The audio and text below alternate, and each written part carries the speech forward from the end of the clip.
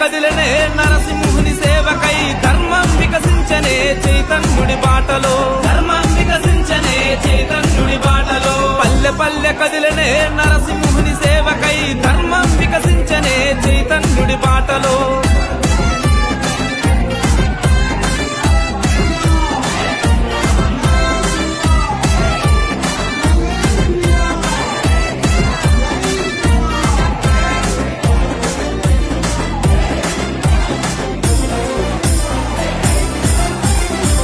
అందరూ ఒకటేనంటూ రామదండునే కట్టి సెవల్లో తరిస్తుండు